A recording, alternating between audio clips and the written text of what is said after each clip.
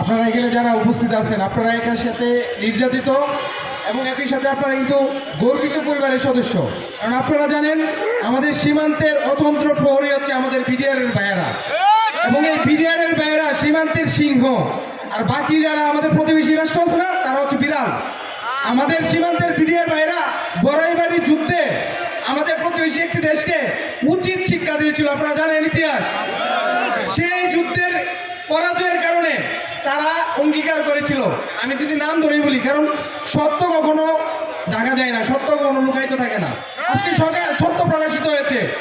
আমাদের সেই বড়বাড়ির যুদ্ধে পরাজিত হওয়ার কারণে তখনকার এই যে ভারতের যারা সেনা সদস্য ছিল, ঊর্ধ্বতন যারা কর্মকর্তা ছিল, তারা বলেছিল এটার প্রতিশোধ নিবে।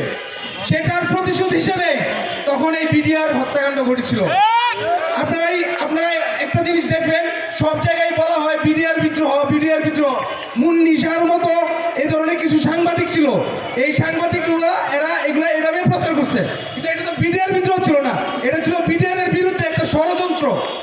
সেই জন্য এই বিডিআরের ষড়যন্ত্রের নাম দিয়ে সীমান্তের অতন্ত্র প্রহরী ছিল আমাদের বিডিআর ভাইয়েরা, যাতে সীমান্তকে অরক্ষিত করা যায় সেই জন্যই বিডিআরের বিরুদ্ধে একটা ষড়যন্ত্র করা হয়েছিল। এবং বাংলাদেশের সার্বভৌমত্বের প্রশ্নে দেখবেন আপনার আমাদের দেশের দেশপ্রেমিক সেনাবাহিনী যারা আছে, সেনাবাহিনী কিন্তু আমাদের সার্বভৌমত্বের জন্য অতি গুরুত্বপূর্ণ একটি বিষয়, গুরুত্বপূর্ণ একটি প্রতিষ্ঠান।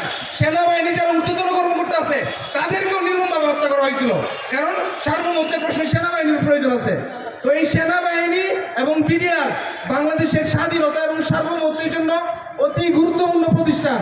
এই গুরুত্বপূর্ণ প্রতিষ্ঠানকে নষ্ট করার জন্য, ধ্বংস করার জন্য আমাদের প্রতিবেশী রাষ্ট্র, বলা হয় বন্ধু প্রতিম রাষ্ট্র, ফ্যাসিস্ট খুনি হাসিনার বন্ধু ভারত যে রাষ্ট্র, সেই রাষ্ট্র আমাদের বিরুদ্ধে যে ষড়যন্ত্র করেছিল সেটা সম্পূর্ণভাবে দেশের স্বাধীনতা এবং সার্বভৌমত্বের উপর আঘাত ছিল। আজকে দেখা যাচ্ছে আমাদের এই সরকার এই স্বাধীনতার পরেও এই যে নতুন সরকার গঠিত হলো, সেখানে তদন্ত সংশ্লিষ্ট নানা তাল বাহানা করা হচ্ছে। এখানে একটা তদন্ত কমিটি হয়েছে, সেই তদন্ত কমিটি সম্পূর্ণভাবে প্রকাশ করতে হবে এবং দেশবাসীর সামনে সত্য প্রকাশ করতে হবে। কারণ দেশবাসীর সামনে যদি সত্য প্রকাশিত হয়, তাহলে দেখবেন এই যে বন্ধু প্রতিম রাষ্ট্র যেটাকে বলা হয় ভারত, এই ভারতের সাথে আর আমাদের বন্ধুত্ব থাকবে না। কারণ এই ভারত তখন আর তাদের মুখ দেখানোর কোনো জায়গা থাকবে না। সারা বিশ্বের কাছে এই ভারত যে মানে আমাদের পিঠে ছুরি মারে, এটা প্রকাশিত হয়ে যাবে। আরে ভাই, তুমি যুদ্ধ করবা, সম্মুখ সমরে যুদ্ধ করবা, এবং এই সম্মুখ সমরে আমার বাংলাদেশের প্রত্যেকটা নাগরিক যথেষ্ট। আজকে আপনি দেখবেন এই যে আমাদের সীমান্তে এখনো কিন্তু যে আজকে কেউ আমাদের ঝামেলা হয়েছে, আমাদের বাংলাদেশের নাগরিকরাই যথেষ্ট, লাঠি হাতে নামে পড়ে সবাই, আমাদেরকে ভয় দেখিয়ে লাভ নাই। এই ভারতের যারা গোয়েন্দা সংস্থা লোকেরা আছে, তাদেরকে আমরা বলতে চাই, ভারতের জনগণের সাথে আমাদের কিন্তু কোনো শত্রুতা নাই। ভারতের সরকার হিসেবে যেই আসে তখনই আমাদের প্রতি যে আগ্রাসী নীতি তারা অবলম্বন করে, সেই আগ্রাসী নীতির বিরুদ্ধে আমাদের অবস্থান। বন্ধুত্ব কখনো একপাক্ষিক হয় না। শেখ হাসিনা বলতো, এই ফ্যাসিস্ট খুনি হাসিনা 15 বছর ধরে বিডিআর পরিবারের সদস্যগুলোকে নির্যাতন নিপীড়ন করে গিয়েছে। আপনাদের মনের ব্যথা, আপনাদের মনের কষ্ট আমি হয়তো ভাষায় প্রকাশ করতে পারবো না, কিন্তু আমি একটা ঘটনা বলি। আমি যে স্কুলে পড়তাম, তখন আমি স্কুলে পড়ি, সেই স্কুলে আমার এক বন্ধু ছিল। সেই বন্ধুটা যথেষ্ট দুষ্টু ছিল, হাসি খুশি ছিল, কিন্তু এই বিডিআরের ঘটনার পর থেকে আমি লক্ষ্য করেছি আমার সেই বন্ধু আর কখনো কোনো ভালোভাবে হাসে নাই। তো এই হচ্ছে আপনাদের বিডিআর পরিবারের সদস্যদের অবস্থা।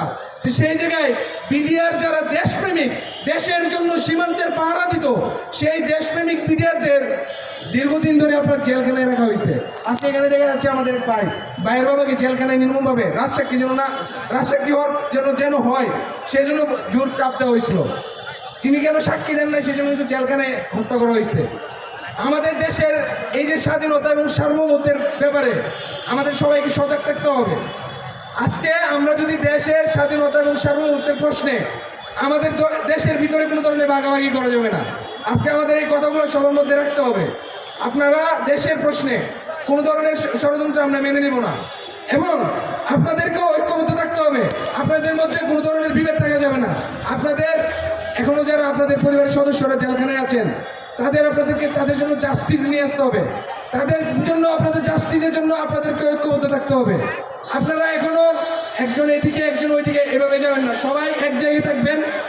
আমার জায়গা থেকে আমি ঢাকা বিশ্ববিদ্যালয়ের শিক্ষার্থী হিসেবে আপনাদের প্রতি আমি সম্মতি প্রকাশ করছি এবং আমি চাই বিডিআরের একজন ভাইয়ের কেউ যেন কোনো রকম তাকে জুলুম করা না করা হয়, নির্যাতন না করা হয়, অনতিবিলম্বে সবাইকে যেন মুক্তি দেওয়া হয় এবং এখানে প্রকৃত দোষী কারা, প্রকৃত অপরাধী যারা, তাদেরকে বিচারের আওতায় আনতে হবে।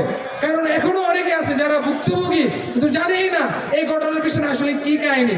আমাদের এখানে বলা হয় বিডিআরের ভাইয়েরা ওই দিন রাতে